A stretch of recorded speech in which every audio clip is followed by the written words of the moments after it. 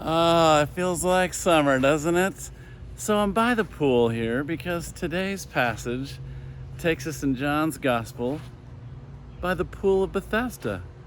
So yes, I had to come. I'm at my good friends, Kurt and Laura Jones. Shout out to the Jones. We're all keeping up with the Joneses. They never hear that. We've been friends for 20 years, whether they've liked it or not, because their three kids, their three daughters, our three kids, well, we have four kids, but same age, juniors today, freshman in college, junior in college. Oh my gosh. Anyway, so they said, hey, no problem, come. I just booted them out. Kurt was sunbathing. You don't want to see that. Well, anyway. So we're talking about right here, pull up a little poolside chair, if you will, and we're going to see what does the pool of Bethesda have to say. I sure hope I'm in camera right now because I can't see, but I'm going to read straight from John's Gospel. How's that? And I hope you can hear me. This is John 5. After this, there was a feast of the Jews, and Jesus went up to Jerusalem. Now there is in Jerusalem by the sheep gate a pool which is called, in Hebrew, Bethesda, having 5 porches. And Bethesda actually means house of kindness. In these lay a great multitude of sick people, blind, lame, paralyzed, waiting for the moving of the water. For an angel, verse 4, went down at a certain time into the pool and stirred up the water. Then whoever stepped in first after the stirring of the water was made well of whatever disease he had. Now a certain man was there who had an infirmity for 38 years. When Jesus saw him lying there, he knew that he already had been in that condition a long time. He said to him, "Do you want to be well?" Now look, I'm not one to question Jesus, but this might be the dumbest question Jesus has ever asked. Can I say that? Have you ever thought that? Well, the reason why, because it says clearly that Jesus even knew he'd been sick for 38 years. That is a long time. So what is going on here? Well, try to unpack it a little bit. Believe it or not, this pool was embraced by the Greco-Roman mythological world, and they believed that the god Asclepius would come there and bring healing.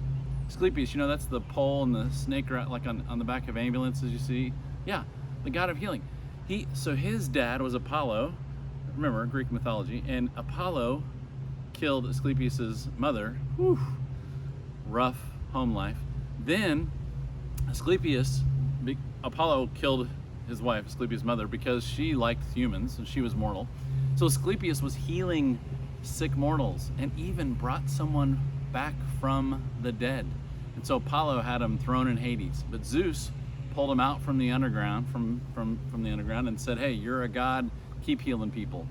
So anyway, archaeologists have actually discovered the conversion, the collision of worlds from Christianity and Roman Greco mythology that have discovered bits and pieces from the pool of Bethesda, where in fact people came to be healed. So here's Jesus, and this guy has been, 38 years paralyzed. He and whether you were sick for 38 days or 38 years, every single one of them were thinking the same thing. They were thinking, maybe today, maybe just maybe today, Asclepius is going to show up and heal me. And so then Jesus asks, do you want to be well? Now, the Greek word for well means wholeness, this idea of shalom, really, this idea of altogether well. It is well with my soul, mind, body, spirit. So it's almost like Jesus is no better than Asclepius. This, well, will anybody get healed or not moment. And so what is Jesus doing? He's always pointing us to something bigger. I mean, yes, the thesis of John's Gospel in John 20, verse 31, is that all may know Jesus is the Messiah and opening up the world to a better way, which is the Jesus way of life. So yes, there's that specific point that John wants to make. But Jesus is always wanting you and I to address the zeitgeist, right? The spirit of our day in which people have beliefs and viewpoints and worldviews. And so that's what Jesus is talking about with this man when he says, do you want to be well? Do you want to be well? So as we go on into this passage, the man says, hey, look, in verse 7, he says, "Sir, I have no man to put me into the pool when the pool is I have no one to help me in, and by the time I get there, Others beat me to it, because the myth was that an angel, in verse 4 it says an angel of the Lord would come down and stir the waters, and the first one in would be healed. Well, interestingly enough, that was a footnote in scriptures, and thanks to textual criticism, that was discovered to not be in the original manuscripts. So it's taken out, but I'm still okay with that, because if you think about it, we love that genie in a bottle God, just snap your fingers and it's done, right? It was an attempt maybe to add explanation to the mystery. We don't do well with mystery, but in this passage right here, along the pool of Bethesda, it's all about mystery, and Jesus is embracing the mystery. Maybe you're in the midst of a mystery, in the wondering and waiting, whatever you may be going through. So this man and Jesus are having this interaction, this back and forth, and sure enough, Jesus eventually tells him, he says in verse 11, he answered, or I'm sorry, verse 10. I'm sorry, verse 8. Jesus said to him, "Rise, take up your bed and walk," or mat and walk. And immediately the man was made well, took up his bed and walked. And that day was the Sabbath. Dun, dun, dun, cue the music. It's not about healing, though healing is cool. It's not about healing. The point was, this moved from a story of healing to a story of Sabbath conflict, because the religious leaders were always out to trap and trick and trip up Jesus. And the Sabbath, the rules back then were, you cannot do work, even carry your mat on the Sabbath. Well, Jesus told the man to get up and walk and carry your mat. So it was a provocation by Jesus, telling this man to mess with the system, so to speak, with the rules of the land. And so he takes them, and then later on it goes in verse 11, he answered them, "He who made me well said to me," so the religious leaders are like, "What are you doing? You can't carry your mat on the Sabbath." And he's like, "The man who healed me told me to carry it." How ironic that the lame man who was healed didn't remember it was Jesus. He just slipped into the crowd. So anyways, like, it's not my fault. He told me to take up my bed, my mat, and walk. Verse 12, then they said to him, "Who is the man who said to you, 'Take up your bed and walk'?" But the one who was healed did not know who it was, for Jesus had withdrawn, a multitude being in that place. He had sucked himself into the crowd and disappeared. Now here's what's fascinating. At the very, very end, we see Jesus giving a charge, and I want you to, it's going to read kind of like Jesus is being cruel. But I want us to look at the two worlds, or the two systems of oppression. You've got on one side the mythological wonderment of, like, what, you know, good luck with your bum knee, hopefully Asclepius, the gods will heal you, good luck with that. Or on the other side of rules. And it's this idea of, so there's no civic responsibility whatsoever with mythological wonderings and waitings and hopings. And then you have rules, and it's like, it's his fault that his life is so miserable. He hasn't followed the rules.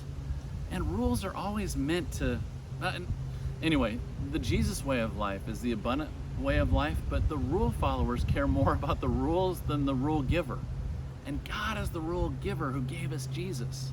And so God divinely empowered Jesus, who empowered the lame man, and the lame man got up and walked, and then all of a sudden he's confronted and oppressed by rules. So he's just bouncing around from oppression to oppression. It's a rough time for him, right? I think it's a charge to you and to me to get involved, to show up, to bring hope and healing, because real healing is when you look eye to eye like Jesus, the rabbi, as the story says, with his dark brown eyes, sits down and looks into the man, the lame man, and he listens to him, and he says, "Tell me your story." That's where the healing begins. Sometimes we want the healing to occur without any human interaction, and that's impossible. We cannot have healing without each other, and of course, God. So may we show up and get involved, see where there is need, and be that healing touch, that blessing. Even the lame man at the very end, so verses 14 and 15, afterward Jesus found him in the temple and said to him, "See, you have been made well. Sin no more, lest a worse thing come upon you." What? That sounds a little harsh. The man departed and told the Jews that it was Jesus who had made him well. So then he's like a snitch. He goes off and like, it was Jesus. What's the story here? Is Jesus really like saying, you better straighten up your life, or karma's gonna come and get you? It's not that. It's a bigger, if you zoom out, it's a bigger picture of our interaction with the world and life.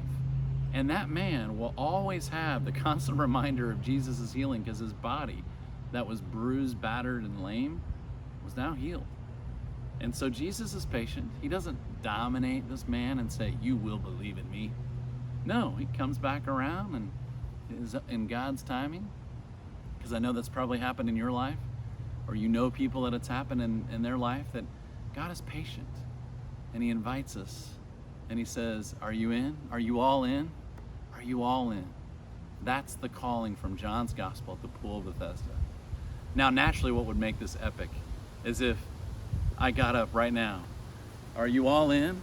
And if I jumped in, should we do it? Yes, I'm all in.